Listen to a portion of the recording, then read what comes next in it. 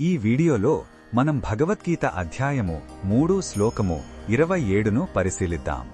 కర్మయోగం గురించి వివరిస్తున్న శ్రీకృష్ణుడు మనం చేసే పనుల వెనుక ఉన్న అసలు సత్యాన్ని ఈ శ్లోకంలో తెలియజేస్తున్నారు.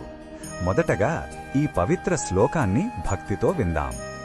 ప్రకృతేః క్రియమానాని గుణైః కర్మాణి సర్వశః అహంకార విమూఢాత్మ కర్తాహమితి మన్యతే. ఈ శ్లోకం అర్థం ఏమిటంటే, వాస్తవానికి ఈ ప్రపంచంలోని అన్ని పనులు ప్రకృతి యొక్క 3 గుణాల సత్వ, రజో, తమో గుణాల చేతనే చేయబడతాయి. కాని అహంకారంతో కళ్ళు మూసుకుపోయిన వ్యక్తి తానే ఆ పనులకు కర్తను అని, అంటే నేనే చేస్తున్నాను అని భ్రమపడతాడు. మన శరీరం, ఇంద్రియాలు, మనస్సు అన్నీ ప్రకృతిలో భాగమే. వాటిని ప్రకృతి గుణాలే నడిపిస్తాయి.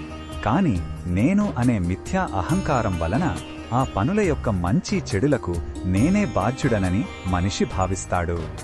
ఈ శ్లోకంలో ఉన్న భావం మనకు ఏమి చెప్తుందంటే, అహంకారమనే పొర మనల్ని సత్యానికి దూరం చేస్తుంది. మనం చేసే పనులకు మనమే కర్తలమని భావించినప్పుడు విజయం వస్తే గర్వం, అపజయం వస్తే విపరీతమైన దుఃఖం కలుగుతాయి. ఈ రెండింటి బంధం నుండి విముక్తి పొందాలంటే మనం కేవలం ఒక సాధనం మాత్రమే అని, అసలైన కర్మశక్తి ప్రకృతి అని గ్రహించాలి.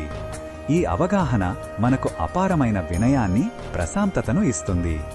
ఈ బోధనను మన దైనందిన జీవితంలో ఎలా ఉపయోగించుకోవచ్చంటే, ఆఫీసులో ఒక విజయం సాధించినప్పుడు అది కేవలం నా గొప్పతనమని గర్వపడకుండా, నా నైపుణ్యాలు, సహచరుల సహాయం, అనుకూల పరిస్థితులు అన్నీ కలిశాయని గుర్తించాలి. అలాగే ఏదైనా పొరపాటు జరిగినప్పుడు నేను పనికిరాని వాడిని అని కుంగిపోకుండా, అప్పటి నా మానసిక స్థితిని, పరిస్థితుల ప్రభావాన్ని అర్థం చేసుకుని దాని నుండి పాఠం నేర్చుకోవాలి. ఇది మనపై మనకు అనవసరమైన భారాన్ని తగ్గిస్తుంది.